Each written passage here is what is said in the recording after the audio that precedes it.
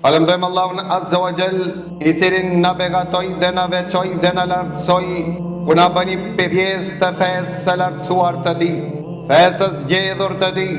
Dhe lutim Allahun Azza wa Jall që Allahu Azza wa Jall ta nxjerrë dinin e Tij në zemrat tona deri në frimarjet e fundit.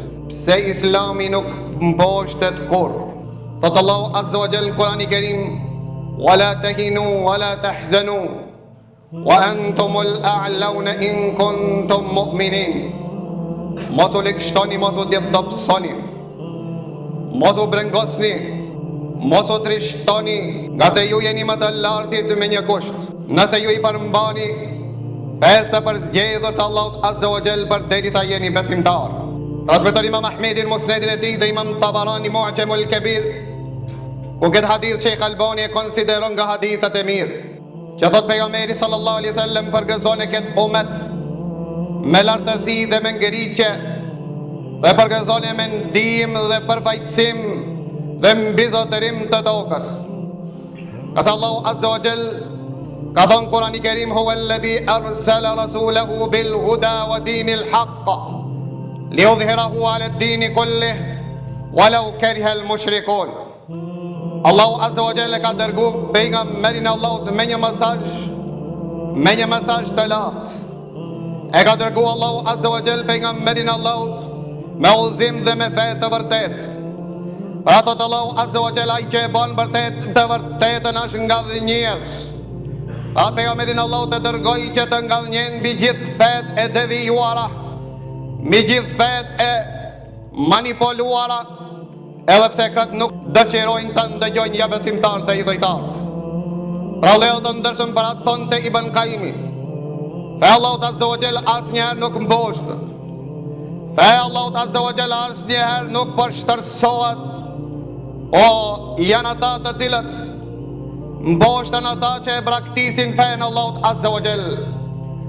Dhe thonë Ibn Jauzi se batili dhe pavërtetës ka mundësi të mbijetojë përhershëm, nga se mbjetesa e padrejtësisë nën kupton se e vërteta të zhduket dhe nuk kanë shprej sunnetit Allahut. Mirë po ka mundësi që e vërteta të likështohet dhe vëllezër të ndershëm, që të sprovohet e që të ngallnjen dhe të që të regon Allahu Azza wa Jall fuqin dhe ndihmën e Tij e premtua se Allahu Azza wa Jall do të lartëson këtë fe.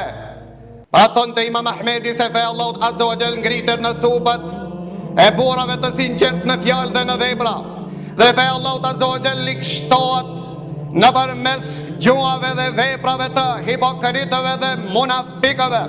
Pra të leo të ndërshëm ka mundësi që feja të dobësohet, ama nuk shohet drita Allahut Azza wa Jall, ka se Allahu Azza wa Jall këtë fe ka gjuaj të dritë që nuk shohet asnjëherë. Ajo ngallnjen me mu dhe me ti apo me ne dhe pa neve. Ka se Allahu thot në Kur'anin e Kerim: "Yuridun liyutfi'u nur Allah wallahu mutimmu nurihi walau kariha al-mushrikun."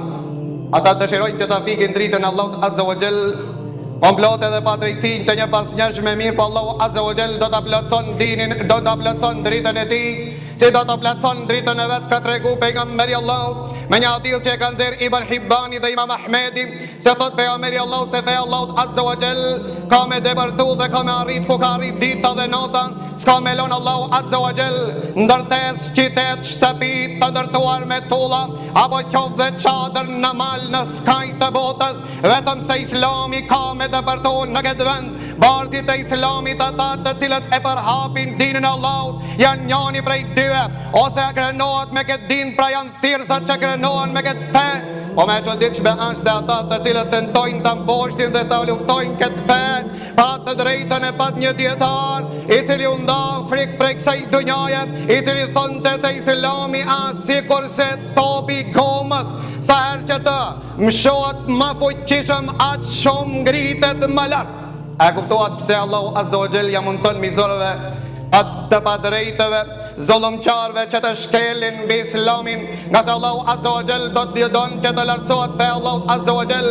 Pse nuk poshtet fe Allahut Azza wa Jall, cilët janë sekretet dhe faktor që Islami s'ka mundësi jo që të poshtet, po Islami vëllezër të ndershëm ditët në vjehim do të jetë ekuilibri i cili përmban bashkëpërveshën ekonomike dhe politike të mbar botës, do ta shqipni se Islami as sistemi zgjidhjes së problemit të mbar botës